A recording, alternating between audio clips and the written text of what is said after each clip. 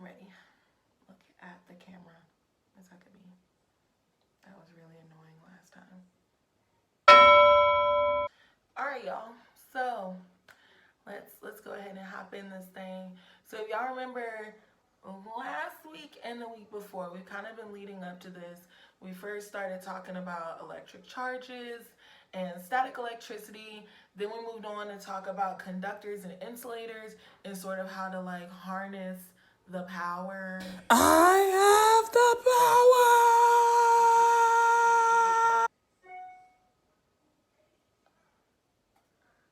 And how to like harness the power of electricity in order to sort of make it work for us. So today, now we're really going to start talking about the hands-on way that we take a bunch of crazy running around electrons and we turn them into a power source that we can use to run our everyday things. So things like our lights and our cars and the cell phones and computers. So remember we had talked about static electricity and static discharge and how electrons can jump from one place to another super quickly. However, this is not the kind of charges that we need if we're going to be running electrical equipment. Like our houses can't run off of lightning. So in order for us to run appliances, we need a continuous flow of electric current. And so we create that and we harness that by making things called electric circuits. So an electric circuit is a complete unbroken path through which electric charges can flow. So complete and unbroken are two super important things. So one important thing to note about electric circuits is that it's a closed system. So it definitely has one of those laws that we know about, you know. And so an electric charge is a conserved circuit. So a conserved circuit means that electric charges don't just run out. They don't disappear, they don't go anywhere, they don't dissipate into the atmosphere. They're are constantly there and they just change from one form of energy to another form of energy. So there's three basic parts to a circuit. The first part of a circuit is going to be a power source. So this power source can be a power plant, or in our case, it's going to be a battery. When you look at our battery, we have our two ends, our positive and our negative ends for positive and negative charges, and it is a 9-volt battery. Remember that voltage is the difference in electrical potential energy in one part of a circuit versus another part of the circuit. And so this battery in particular is a 9-volt battery.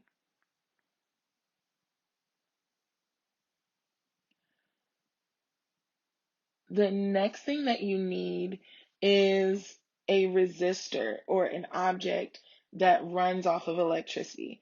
So today we're going to be using these stripped Christmas lights. And so if you look at the Christmas lights, they have two wires coming out the bottom, and the wires have those two layers. So the first layer is the copper wire layer on the inside. And remember, copper is a conductor because metals are good conductors of electricity. And then outside the copper wiring, it's wrapped in this plasticky kind of material. And plastic is an insulator. Conductors allow electric charges to flow through them easily, and insulators do not. And so this insulator layer, it helps protect us and keep the electricity flowing where it's supposed to. The third part you need is a wire.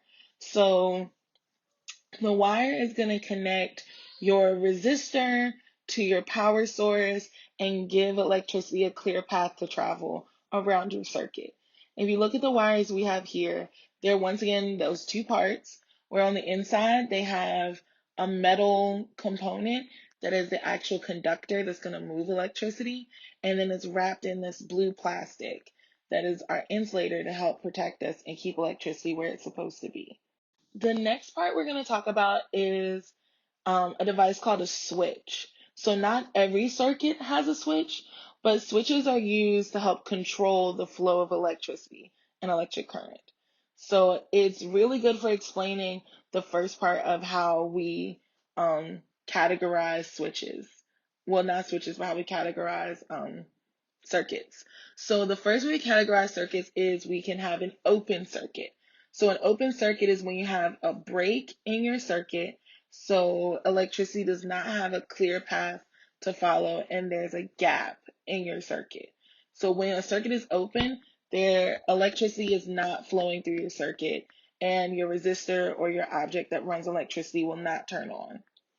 The opposite of that is a closed circuit. So a closed circuit is when you have no breaks in your circuit, everything is perfectly connected, and so now electricity has a clear path to travel and flow through. And so whatever object it is that you're running off of electricity will be able to run and turn on.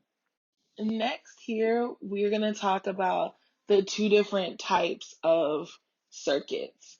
So, the first type of circuit we're going to talk about is a series circuit.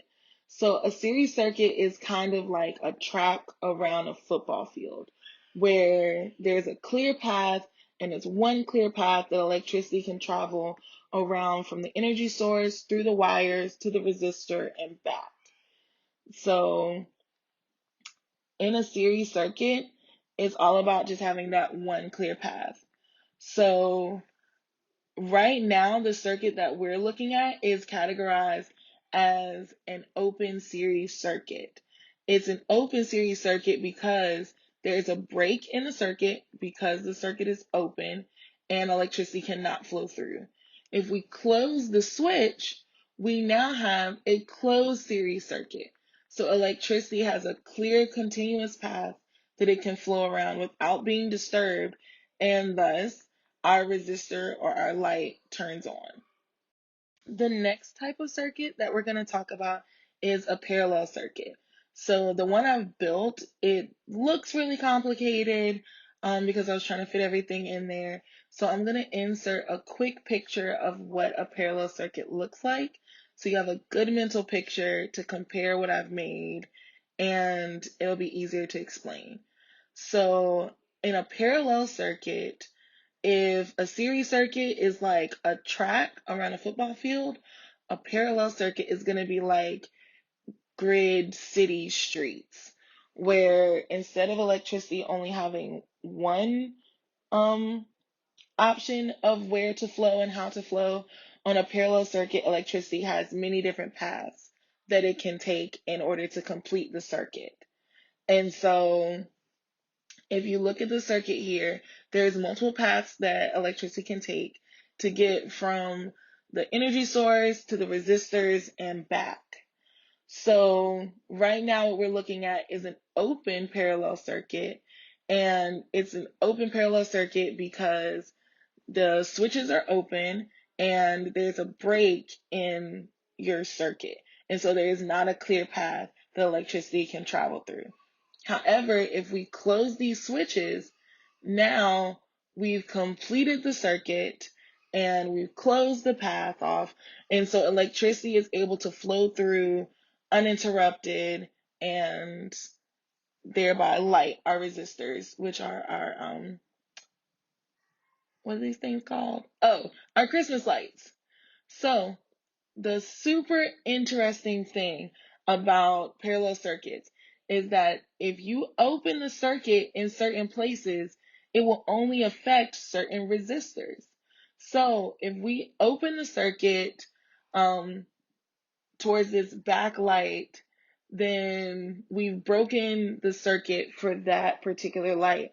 However, if we look at the circuit as a whole, since electricity had more than one path that it could travel, the front light is still able to be lit because there's still a path leading from the source to your resistor and back. However, if you open a switch and you cut off the electricity and you cut off your circuit in between your resistors and your power source, there's kind of nothing you can do because you've broken too much of the circuit. All right, y'all. So I'm done. I'm finished. This is my first voiceover, and I don't think I want to do this again.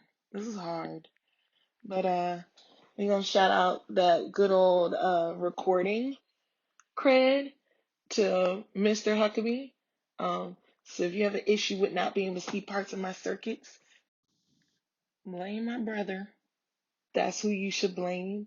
This was still fun though. So make sure you guys check Google Classroom, get your work done, stay safe, wash your hands 6 feet apart. Love y'all. Bye.